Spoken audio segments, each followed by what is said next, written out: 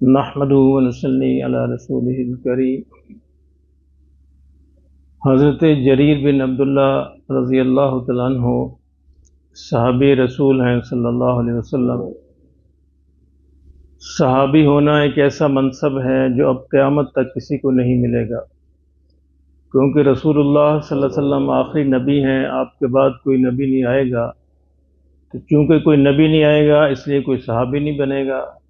تو یہ بھی اللہ کی ایک انتخاب تھا جو اللہ نے صحابہ کے بارے میں کیا، جس طرح اللہ نے اپنے نبی صلی اللہ علیہ وسلم کو چن کر بنایا، اسی طرح ان کے صحابہ کو بھی چن کر بنایا۔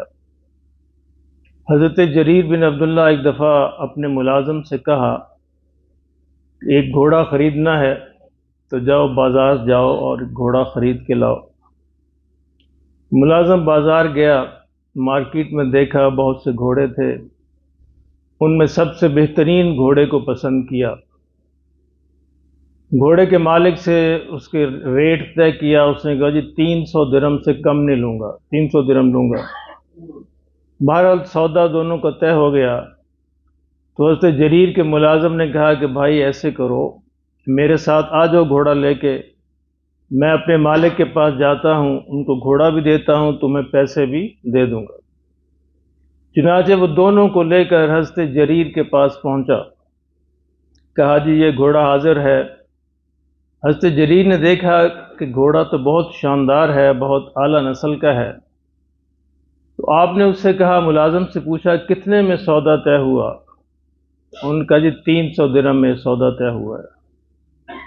اللہ اکبر! تو حضرت جریر نے دیکھا کہ گھوڑے کی قیمت تو اس سے زیادہ ہونی چاہیے، تو بہت مہنگا بڑی اعلیٰ نسل کا گھوڑا ہے۔ آپ نے گھوڑے کے مالک سے کہا کہ تم نے اپنی مرضی سے گھوڑا بیچا ہے؟ اس نے کہا جی اپنی مرضی سے بیچا ہے، ہمارا سودا طے ہوا ہے۔ کہا کہ بھائی 300 کا ہوا ہے، اگر میں تمہیں 400 دے دوں تو یہ نہیں اچھا؟ اس نے کہا جی مجھے منظور ہے، مجھے اور کیا چاہیے، میرا تو 300 میں طے ہوا ہے۔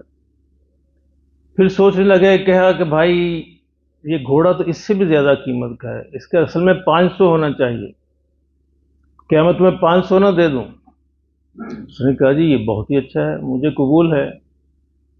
پھر کہنے لگے نہیں یار 500 بھی کم ہے، اصل میں تو 600 ہونا چاہیے، بڑی اعلیٰ نسل کا گھوڑا ہے۔ کرتے کرتے کرتے 800 تک پہنچ گئے کہ یہ گھوڑا 800 کا ہے، اصل میں تمہیں اس کی قیمت کا علم نہیں۔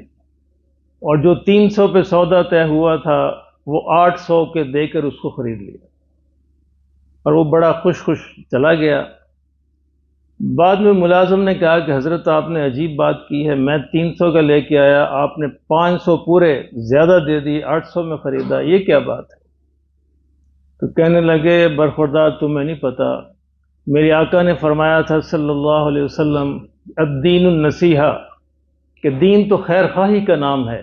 اور میں نے پوچھا تھا کہ یا رسول اللہ یہ خیر خواہی کس کی؟ آپ نے فرمایا تھا کہ ہر مسلمان کی، ہر مسلمان کی خیر خواہی تمہارا منصب اور تمہارا مقصد ہونا چاہیے۔ تو میں نے اس کی خیر خواہی کی ہے، اس بیچارے کو قیمت کا پتہ نہیں تھا، پہلی بات۔ دوسری بات فرمایا کہ میں نے اس کی لا علمی سے فائدہ نہیں اٹھایا، کسی کی مسلمان کی لا علمی سے فائدہ اٹھانا ایسا ہی بڑا گناہ ہے جس طرح کہ کوئی جھوٹ بولنا یا کوئی دوسرا دھوکہ دینا۔ تو فرمایا کہ اس میں دو باتیں ہوئیں، ایک تو حضور کا یہ فرمان پورا ہوا کہ دین جو ہے نصیحت ہے، اور دوسرا آپ کا یہ عمل، اس حکم پر عمل ہوا کہ کسی بھی مسلمان کی لا علمی سے فائدہ نہیں اٹھانا چاہیے۔ میرے محترم دوستو، اس آئینے میں اگر ہم اپنے آپ کو دیکھیں تو ہم کہاں کھڑے ہیں؟